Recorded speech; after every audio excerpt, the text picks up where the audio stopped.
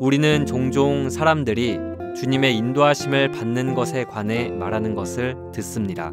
그러나 그들은 그분의 인도하심을 받는 법을 제대로 이해하지 못합니다. 우리가 그분을 흡수하고 누리면 그분의 임재를 갖게 되는데 그것이 그분의 인도하심입니다. 우리에게 그분의 임재가 없다면 그분의 인도하심이 없는 것입니다.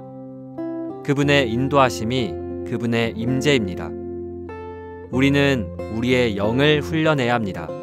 우리의 영은 매우 중요한 기능을 가진 기관이므로 우리는 우리 생활의 각 방면에서 영을 훈련해야 합니다. 그렇게 함으로써 점차적으로 우리의 느낌은 더욱 강해지고 예민해지며 우리의 양심은 더욱 투명해집니다. 그러한 훈련을 통하여 우리는 주님과의 참된 교통 안으로 이끌리게 되어 분명하지 않은 어떤 일에서도 주님의 인도하심을 내적으로 느끼게 됩니다. 주님의 말씀을 꾸준하게 열심히 읽으십시오. 우리는 주님의 말씀을 지속적으로 읽는 습관을 가져야 합니다. 어떤 사람들은 이렇게 물을지도 모릅니다.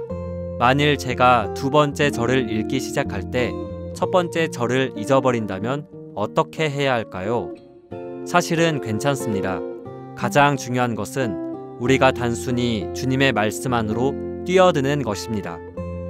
비록 우리가 방금 읽은 말씀을 잊어버릴지 모르지만 주님의 말씀은 우리를 씻고 정결하게 합니다.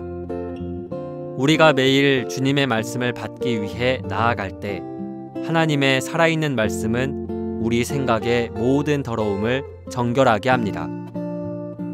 우리는 하나님께 지혜와 계시의 영을 구해야 합니다. 우리가 이것을 구한다면 분명히 주님은 이것을 우리에게 주실 것입니다. 이런 식으로 우리는 하나님의 경륜의 신성한 분배 아래 있게 됩니다. 주님의 말씀은 그분 자신의 요소를 우리의 내적 존재 안으로 분배하십니다.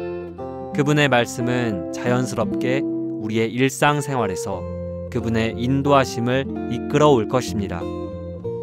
주님의 말씀을 체험하는 것은 우리의 매일의 생활을 인도합니다. 우리가 일상생활에서 주님의 인도하심을 구할 때 그분의 인도하심은 우리에게 갑자기 오는 것이 아니라 우리의 영을 훈련하는 매일의 과정을 통해서 옵니다. 그리하여 우리의 양심은 깨끗하고 어떤 비난도 받지 않습니다. 그것은 우리가 그분의 말씀을 잘 알고 우리 안에 감추어진 보물처럼 소유할 때 옵니다. 우리가 매일의 생활에서 주님의 말씀으로 장비될 때 항상 있는 말씀은 즉각적인 말씀이 될 것입니다. 그럴 때 빛이 비춰질 것이고 인도하심이 임할 것입니다. 우리가 주님에 대한 믿음을 가진 것은 우리가 특별히 좋은 사람이어서가 아닌 우리가 주님께 무엇을 원하시는지 묻는 정상적이고 건강하고 영적인 생활을 하기 때문입니다. 이러한 훈련을 통하여 당신은 골칫거리가 줄어드는 것을 알게 될 것입니다. 누군가가 당신에게 안 좋은 말을 하더라도 당신은 10년 혹은 20년 동안 나쁜 감정을 품지 않을 것입니다. 왜냐하면 당신은 그러한 말들이 주님의 말씀보다 중요하지 않다는 것을 깨달았기 때문입니다. 주님의 말씀은 훨씬 더 귀합니다. 때때로 다른 사람들의 비판은 우리로 하여금 하찮은 말들에 너무 많은 시간을 허비하게 합니다. 주님, 저는 저의 생각을 당신의 말씀을 읊조리는데 사용하기 원합니다.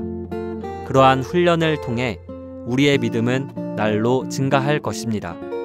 왜냐하면 믿음은 주님의 말씀 위에 세워지기 때문입니다. 이를 통하여 주님은 우리를 끊임없이 인도하실 것입니다.